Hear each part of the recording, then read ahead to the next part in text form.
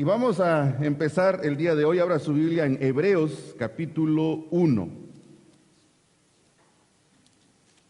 Hebreos capítulo 1 y vamos a leer de los versos 1 al 4.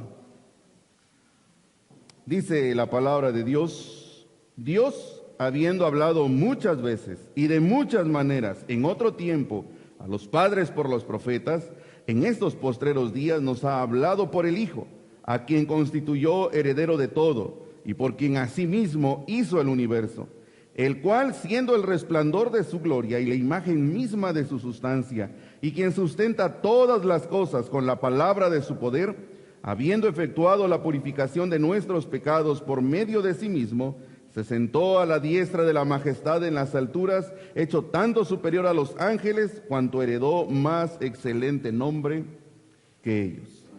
Bueno, hoy vamos a estudiar o vamos a dar el inicio del estudio de la carta a los Hebreos. Hemos terminado el libro de Éxodo. Si recuerdan, Éxodo nos mostró una travesía de la esclavitud hacia la adoración. Y los que estuvimos asistiendo a los cultos o viendo las transmisiones, pueden recordar cómo es que el pueblo de Israel, cuando estaba en Egipto, tenía una idea muy vaga o muy pobre respecto a Dios. Ellos tenían solo lo que sus padres les comentaban acerca de Dios. No sabían quién era, no conocían su poder, no conocían sus obras, no conocían su amor, y Dios los llevó paso a paso para que lo conocieran. Todo el transcurso del desierto, Dios fue caminando con ellos para que ellos aprendieran a tener una relación de amor con Él. Un pueblo que era esclavo, Dios lo liberó con un solo propósito: que fuera un pueblo que lo adorara. Y si recuerdan, en esta historia del Éxodo nos identificábamos mucho, tú y yo, porque nos parecemos mucho al pueblo de Israel en todos los sentidos. Al igual que ellos, nosotros también estábamos esclavizados o éramos esclavos de la maldad. Estábamos muertos en nuestros delitos y pecados, ajenos a las cosas de Dios. Y Dios tuvo misericordia de nosotros y envió a su único Hijo, a Jesucristo, para que nos salvara y para que nos rescatara. Pero cuando Cristo vino a nuestra vida, nos parecíamos mucho al pueblo de Israel. ¿En qué nos parecemos al pueblo de Israel cuando Cristo vino a nuestra vida? Bueno, Dios los sacó de Egipto, pero Egipto no salió de sus corazones. Al igual nosotros venimos a Cristo, y cuando Cristo ya llegó a nuestra vida, nosotros estamos acostumbrados o entrenados a vivir como si no conociéramos a Dios.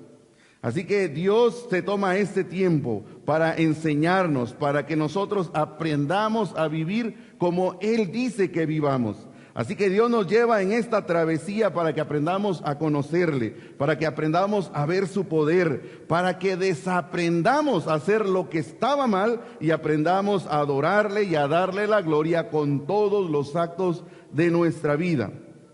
Bueno, en esta travesía o jornada o viaje o proceso, o como quieras llamarle, Dios nos va a equipar, Dios nos va a entrenar. Mientras estemos en esta tierra, Él nos va a entrenar para vivir como en el cielo, mientras todavía no llegamos al cielo. Ahora, lo interesante de esto es que el entrenamiento que vamos a recibir en esta tierra, mientras no seamos llevados con Él, este entrenamiento es como cualquier otro entrenamiento. No sé cuántos de aquí han entrenado en alguna disciplina o en algún deporte. No te paras hoy diciendo: hoy voy a ser el mejor jugador de fútbol. Y te vas al campo y todos: órale, es mejor que Ronaldinho o mejor que Neymar. No nos levantamos con el deseo de serlo y lo somos. Si quieres llegar a ser un buen deportista, se necesita disciplina, se necesita esfuerzo, se necesita dolor, se necesita lágrimas, se necesita sufrimiento. Y esto es con el propósito de que aprendamos, estemos preparados. Bueno, el entrenamiento que Dios nos está permitiendo vivir en esta jornada, en esta vida, en este proceso o en esta travesía, es exactamente lo mismo: que salgamos preparados, entrenados para poder adorarlo a Él. Ahora viene una pregunta: ¿cómo vamos a adorar al que no conocemos? Porque ¿cuántos de nosotros ya dicen, yo sí conozco a Dios? ¿Cómo vamos a adorar a aquel que ni siquiera hemos visto su poder? ¿Cómo vamos a amar a Dios si ni siquiera conocemos su amor inagotable? ¿Cómo vamos a creer que Él es sanador cuando ni siquiera hemos disfrutado la sanidad de Él? ¿Cómo vamos a rendirle honor y alabanza a aquel que provee todas las cosas si nosotros no reconocemos que de Él vienen las cosas? Es decir, ¿cómo vamos a adorar a Dios si ni siquiera lo conocemos? Entonces, ¿cómo vamos a amar a Dios? ¿Cómo vamos a adorarlo? Entre más lo conozcamos, más lo vamos a amar, más lo vamos a conocer.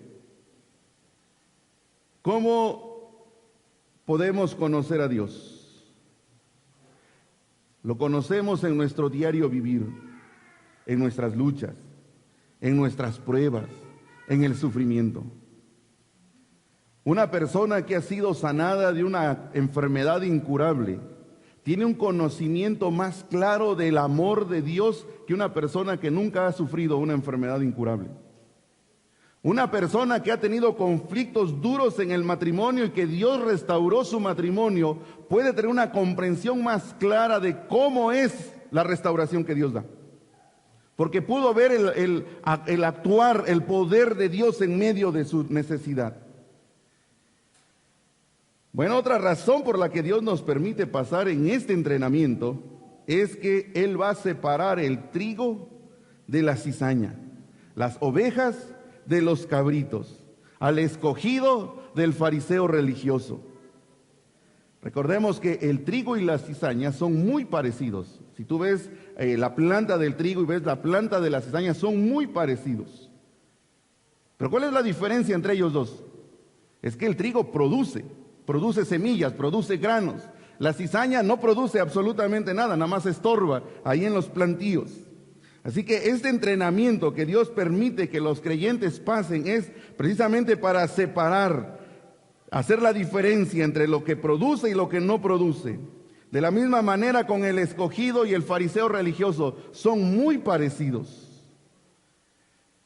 Hay personas que vienen a la iglesia y se parecen a los escogidos. Y me recuerda lo que Jesús dijo cuando hablaba de los escogidos. Dice, muchos son llamados, pero pocos escogidos. Muchos ustedes van a escuchar decir, yo quiero ir al cielo. Muchos van a decir, yo creo en Dios. Muchos se van a agregar a la iglesia. Muchos son llamados, pero pocos son los escogidos. Pocos son los que empiezan el entrenamiento y van a llegar a la meta. Pocos, una vez que empiece el dolor y el sufrimiento, la persecución, se mantendrán firmes en la fe. Pocos verán a todo este entrenamiento, todo este sufrimiento, todo este dolor como lo que Dios está haciendo para prepararme para una mejor vida, para lo que Él quiere para mi vida. Pero de algo podemos estar seguros.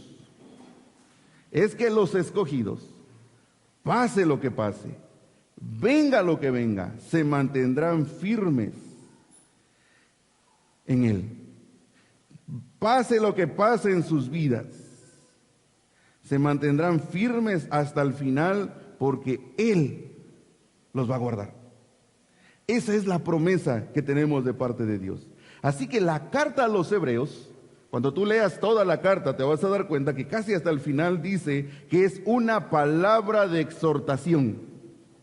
¿Para quién es esta palabra de exhortación? Bueno, esta palabra de exhortación es para todos los escogidos, a que se mantengan firmes, a que permanezcan con su mirada puesta en el autor y consumador de la fe, en Jesucristo. Esta carta nos va a ayudar a que venga lo que venga, nos mantengamos firmes en Él. A través de la historia, la iglesia, desde que inició, ha tenido persecución, ha tenido problemas, ha tenido sufrimiento.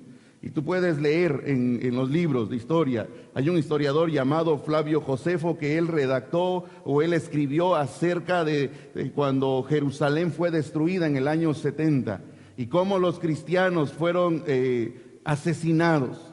Por lo menos hay del Imperio Romano, hay 10 persecuciones terribles contra los cristianos. Los cristianos eran acusados de muchas cosas. ¿Se acuerdan cuando Nerón incendió la ciudad de Roma? ¿A quién culpó? A los cristianos. Así que desde el inicio la iglesia ha sufrido. Domiciano, Trajano, Marco Aurelio, Séptimo Severo, Maximiano, Decio, Valeriano, bueno, hay un montón de nombres raros. Todos ellos se encargaron de perseguir a la iglesia. Y así a través del tiempo, siglo tras siglo, la iglesia ha sufrido. Lo interesante de esto que es, por ejemplo, en el tiempo donde la iglesia gobernó, la iglesia se convirtió en un sistema político, económico, religioso de poder, empezó a perseguir a los que realmente querían leer la Biblia, a los que querían tener una relación con Dios. La iglesia verdadera ha sufrido persecución durante toda su existencia. Y la carta a los hebreos es una carta que ha mantenido la fe firme en aquellos que han sido escogidos por Dios. Esta carta a los hebreos es ese ánimo, esa exhortación que tú y yo necesitamos. Hoy en día no estamos lejos de lo que es la persecución o el sufrimiento de la iglesia. México tiene una bendición grandísima de exceso de libertad. Somos demasiado libres. Tú puedes leer la Biblia, tú puedes congregarte, tú puedes incluso no congregarte y no pasa absolutamente nada. Pero hay lugares en Medio Oriente donde esta reunión no se puede llevar a cabo. Yo no podría estar parado predicando así como estoy predicando hoy y transmitiéndolo a través de unos dispositivos. No se podría. Hay países donde está prohibido hoy que la iglesia se reúna.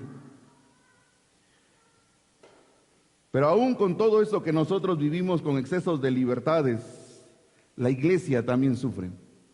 Hay muchas leyes que se están legislando en contra de la iglesia y que en unos años más vamos a ver este impacto tanto en la educación de los niños, en la educación de los jóvenes, y vamos a verlo también en nuestra iglesia, cómo este impacto de todas estas leyes que están legislando en este tiempo van a golpearnos.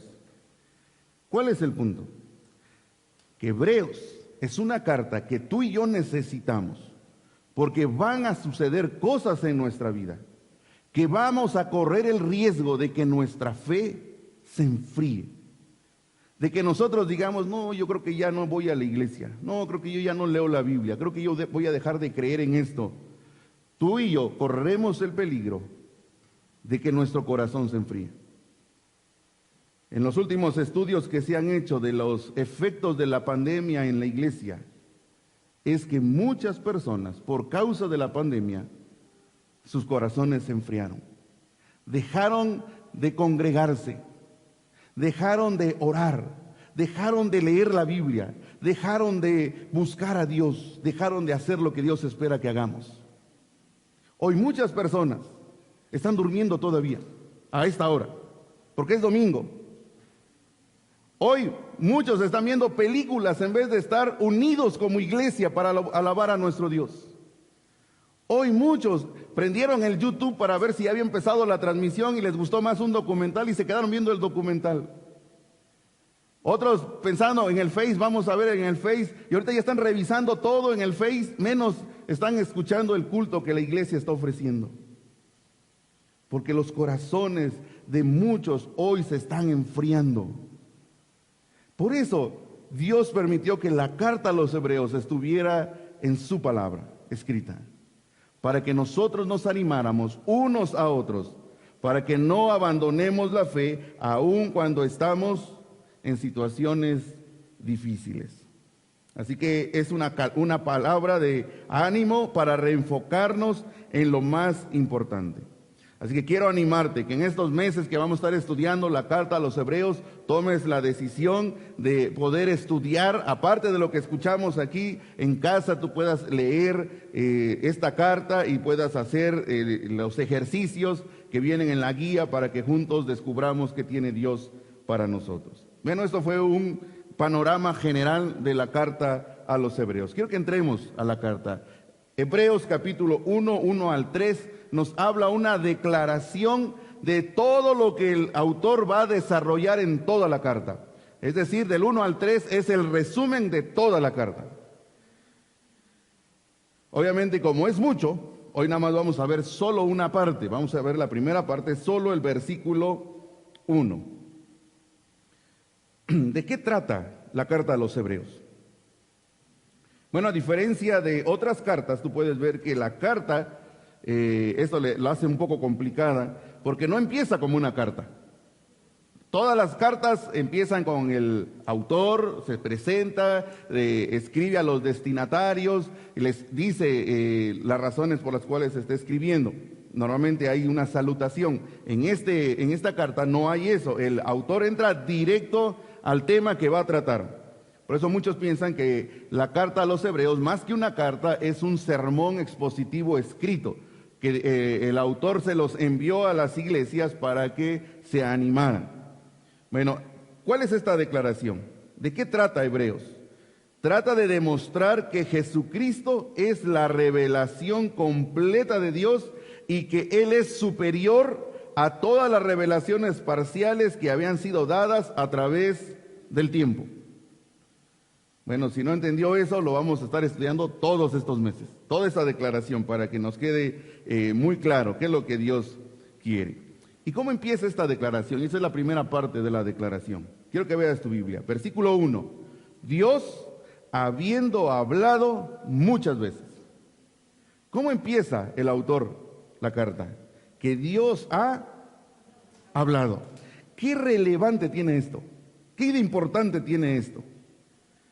Es que el Dios de la Biblia es un Dios que habla. Es un Dios que se comunica. Es un Dios que se da a conocer.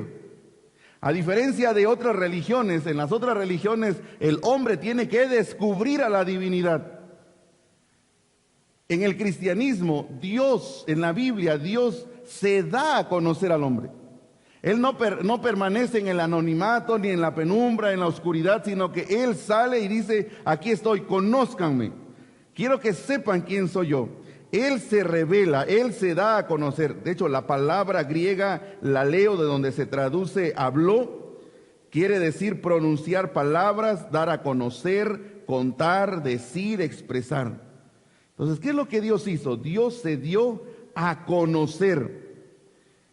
Es un Dios que se da a conocer a través de la creación, y eso lo podemos ver, por ejemplo, en el Salmo número 8, si alguien quiere buscar el Salmo número 8, en el versículo 1, cuando el salmista está escribiendo, dice, oh Jehová, Señor nuestro, cuán glorioso es tu nombre en toda la tierra, has puesto tu gloria sobre los cielos. Dios se ha dado a conocer a través de los cielos. Salmo 19:1 dice, los cielos hablan, cuentan la gloria de Dios y el firmamento anuncia la obra de sus manos. Así que nuestro Dios se ha revelado de esta manera, de una manera general, en donde todos, sin excepción, pueden ver sus obras. Pero también se ha revelado de una manera más específica o más particular. Él se ha dado a conocer, dice Hebreos, versículo 2. ¿Cómo se ha dado a conocer? Desde el 1, hablando muchas veces y de muchas maneras en otro tiempo. Es una manera muy particular de Dios darse a conocer. Esto en teología se le conoce como revelación general y revelación particular. Dios se revela a través de la creación, pero otra vez se revela de su palabra. Y bueno, aquí Hebreo nos está diciendo cómo es que se ha revelado. Dice la primera parte, Él ha hablado muchas veces. La palabra griega es polúmeros, que quiere decir en muchas porciones o poco a poco. Así que a través de la historia Dios ha ido desplegando su historia, ha ido desplegando su revelación. El misterio se ha ido revelando poco a poco. Así que si tú lees Génesis, si tú empiezas a leer el libro de Génesis, vas a conocer a ese Dios que se empieza a dar a conocer y se empieza a revelar. Tú lo vas a conocer como el Dios creador, como el Dios sustentador de todas las cosas. Él hizo el universo, Él hizo nuestro planeta, Él creó todas las cosas y todas las cosas por Él subsisten. También nos habla de que ese Dios creó al hombre para ser un ser que le compartiera su imagen, su semejanza, y lo invitó a disfrutar de su reposo, para tener una relación con él. Si tú lees Génesis, tú vas a ver cómo la revelación se empieza a desdoblar poco a poco, a develar poco a poco. Así que si tú entras al Éxodo, vas a ver cómo la revelación va progresivamente. Si tú tuvieras una plática con Adán, vas a escuchar de Adán una revelación muy limitada de Dios, aunque él caminaba con Dios. Si tú platicaras con Noé, ¿qué es lo que Noé conoció de Dios? Noé tuvo una revelación muy limitada de Dios. Aún Moisés, el que platicaba cara a cara con Dios, tuvo una revelación muy limitada de Dios. Porque Dios se fue dando a conocer poco a poco. Por eso dice el pasaje de muchas, muchas veces. ¿Qué otra palabra usa? Y de muchas maneras. No solo se reveló de una forma, se ha revelado de muchas maneras. La palabra en griego es polútropos, que quiere decir de muchas maneras o variadamente en cuanto a método o forma. De muchas maneras. Es decir, no se reveló solo de una forma, sino de muchas formas. Él se fue revelando. ¿Cómo se reveló Dios? ¿Cómo reveló su plan? Dios ha sido un Dios creativo. Él ha usado muchas maneras de comunicarse a sus escogidos. Si nos regresamos a Génesis, por ejemplo, se reveló por medio de pieles que cubrieron el cuerpo desnudo de Adán y Eva. A través de Noé, a través del arca, se dio a conocer también a Abraham por medio de una promesa.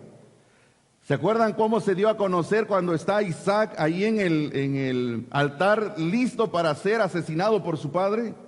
Se dio a conocer por medio de un cordero sustituto. Se dio a conocer a Moisés. Se dio a conocer al pueblo. ¿Se acuerdan cómo se dio a conocer al pueblo? Por medio de fuego en el Sinaí. Se dio a conocer por medio del maná, por medio del tabernáculo, por medio de los utensilios. Es decir, cuando vemos muchas maneras, Dios a través del tiempo se ha ido revelando poco a poco. Y eso es lo que estudiamos en Éxodo. Cómo Él se fue revelando de una manera gradual. Hay algo que me gustaría que reflexionemos en este punto. Si Noé tuvo una revelación tan pequeña, ¿por qué hizo lo que hizo?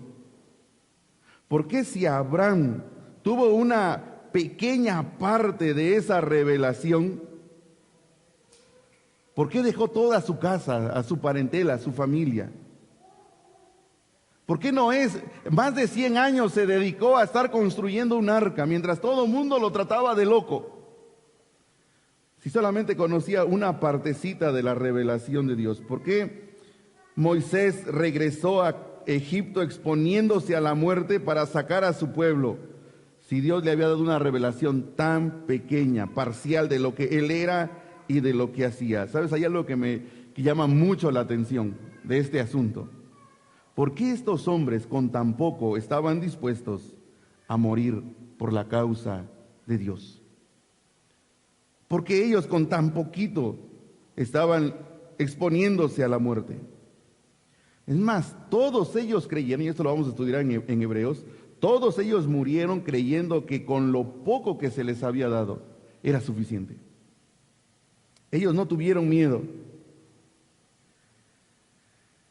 Esto es algo interesante, porque a veces nosotros tenemos a los antiguos, cuando leemos, por ejemplo, Hebreos 11, cuando nos habla del Salón de la Fama de la Fe, y vemos a todos estos hombres de la fe, decimos, ¿qué tenía Moisés? ¿Qué tenía Elías? Bueno, ellos tenían una revelación muy pequeña de quién era Dios. Ellos conocieron de Dios una parte muy corta. ¿De qué más nos habla la primera frase de Hebreos? Dios habiendo hablado muchas veces y de muchas maneras en otro tiempo. Bueno, la expresión otro tiempo nos habla de que el autor está reconociendo que la historia fue partida en dos. El otro tiempo se refiere a la revelación parcial. en porciones, la parte que Dios les había dado. Y la otra parte es la revelación completa. Entonces hay un antes y un después, el otro tiempo y los postreros días. En el tiempo anterior, todos conocieron en parte lo que Dios o los planes de Dios o quién era Dios. Pero viene un tiempo, que es el postrer tiempo, donde hay una revelación completa. Ya no se nos habla ni por símbolos, ya no se nos habla en códigos, ya no tenemos que descubrirlo, ya está, el misterio fue abierto. Hagan de cuenta que la caja del tesoro que estaba escondida por muchos años o por mucho tiempo, alguien vino, lo abrió y ahora está a nuestra vista. Todo el misterio, todo el tesoro ha sido revelado para que nosotros lo conozcamos. Quiero que veas el versículo 2. Ahí hay lo contrario. En la parte final del 1 dice en otro tiempo y en el versículo 2 dice en estos postreros días. Así que hay dos partes. En la historia de Dios hay dos partes. La historia antigua, donde hay una revelación limitada, y estos postreros días o los últimos días donde hay una revelación completa. No sé si ya te diste cuenta a dónde nos quiere llevar el autor. A los antiguos se les dio una porción pequeña y así con eso fue suficiente para creer, para exponer sus vidas al sufrimiento, al dolor o a la tribulación. ¿Cuánto más deben estar dispuestos a quienes se les dio el honor, el privilegio de tener la revelación completa, la revelación definitiva de Dios? ¿Cuánto más deben creer? Si ellos con tan poquito creyeron, ¿cuánto más deberían estar dispuestos los que han tenido todo? Así que el primer argumento del autor, en la primera parte de su declaración es, si te encuentras en una situación difícil de tu vida, llámese sufrimiento por una enfermedad incurable, llámese peligro de muerte, no temas, porque Dios se ha dado a conocer a ti. Dios se ha dado a conocer con su poder, con su amor inagotable. Así que si lo conoces, debes saber que Él está dispuesto a no escatimar nada para ayudarte, para bendecirte. Aun si pierdes la vida, no tengas miedo, sabes que sus promesas son fieles porque conoces toda la historia y aún conoces el final de la historia. Él venció a la muerte. Así que si tú estás escuchando esto, tengo una buena noticia. Has sido llamado por Dios. Estás dentro de los muchos que han sido llamados. Si tú estás escuchando esto, que Dios se ha revelado, y tú has conocido en estos últimos días, o en estos últimos tiempos, has conocido al Hijo, porque el Hijo es la revelación completa, y eso lo vamos a estudiar la próxima semana. Si tú has conocido al Hijo, has conocido todo lo que necesitas saber de Dios. Porque quien lo ha visto a Él, ha visto al Padre, ha conocido a Dios. Y no necesitamos una revelación más. No necesitamos que alguien venga y nos diga, el Señor me habló y me dijo. Tengan mucho cuidado con eso, porque la revelación la tenemos completa. Cristo es la revelación completa. Y tú y yo tenemos el honor, tenemos el privilegio de conocerle. Piensa en cuántos millones de habitantes hay hoy en el mundo. Y tú fuiste escogido por Dios para ser llamado, para que Él se diera a conocer a ti. Si tú admirabas a Moisés o a Noé o a esos antiguos hombres que Dios usó, yo creo que ellos estarían anhelando ser como tú o como yo. Porque ellos supieron vagamente lo que Dios iba a hacer, pero tú y yo ya lo hemos visto. A ti y a mí se nos ha abierto ese cofre del tesoro, se ha descubierto ese misterio. Tú y yo podemos conocer a Dios tal como es Él, por medio de Jesucristo. Esto es un honor que tú y yo tenemos. Bueno, la buena noticia es que si estás escuchando esto, eres uno de los llamados. Pero no se te olvide que muchos son llamados, pero pocos se mantendrán firmes en la fe, pase lo que pase, porque pocos son los escogidos. Si el Espíritu de Dios da testimonio a tu espíritu de que eres hijo de Dios, adóralo, porque Dios se te ha revelado que eres un escogido. De los millones que hay en esta tierra, a Dios le plació revelarse a tu vida para que lo conocieras y lo adoraras, para que tuvieras una relación con Él. No sé si esto a ti te emociona, pero a mí me emociona saber que, ¿quién era yo? ¿Qué tengo de bueno? ¿Qué tengo para ofrecer? Absolutamente nada.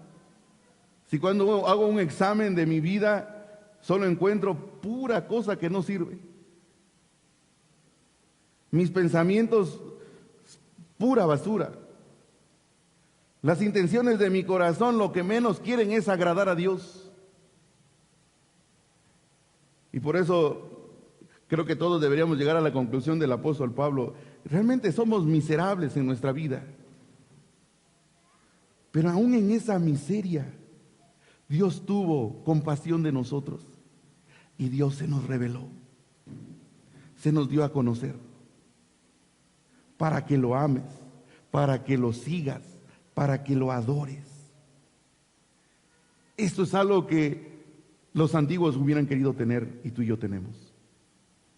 Dios ha hablado, y lo más emocionante de eso, que Dios ha hablado a tu vida y se ha revelado a ti para que lo adores. La pregunta es, ¿cómo lo voy a adorar? Bueno, la carta a los Hebreos nos va a ir dando los argumentos. ¿Por qué debes, tú que eres escogido de Dios o eres llamado de Dios, por qué debes adorarlo? ¿Por qué debes amarlo? ¿Y por qué aún debes estar dispuesto a ir a la muerte si es necesario por amor a Él? Que debemos estar dispuestos a dar nuestra vida por Él. Hubo una ilustración que a mí en lo personal me conmovió muchísimo, me movió en mis entrañas.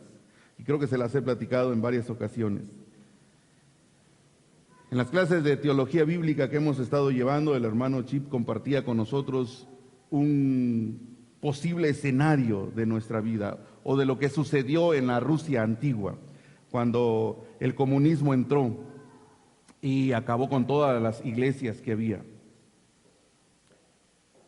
Y él decía, imagínate que tú estás en tu casa un día y llega la KGB, o no recuerdo cómo se llamaban los que se encargaban de vigilar todo esto y la implementación del comunismo en Rusia, y llegan a la puerta de tu casa porque saben que eres cristiano y porque saben que lees la Biblia, y te sacan a la puerta, a ti, a tu esposa y a tus hijos, y te dicen, niega tu fe, entréganos tus Biblias y renuncia a tu fe. Y en ese momento uno de los soldados corta cartucho y te lo pone en la cabeza. Y tú sabes, eso fue lo que a mí me impactó, y tú sabes que si tú no niegas tu fe y no entregas tus Biblias, tu esposa va a ser abusada por esos soldados, tus hijos van a ser abusados por esos soldados, que tal vez no los maten, pero sí se los van a llevar a trabajos forzados, y a tus hijos se los van a llevar a una escuela para que los adoctrinen en el comunismo. Y que este hombre esté ahí con la pistola diciéndote, niega tu fe, entrégame tus Biblias y dale lealtad al régimen que estamos estableciendo. ¿Tú qué harías? Recuerdo cuando escuché por primera vez esta historia, yo me fui a casa con un nudo en mi garganta. Porque yo iba en el carro y le iba diciendo a Dios, Dios, yo no estoy dispuesto a hacerlo. Yo no estoy dispuesto a ver a mi familia sufrir por mantener una idea, por mantener una fe. Yo no sé cómo estás tú hoy,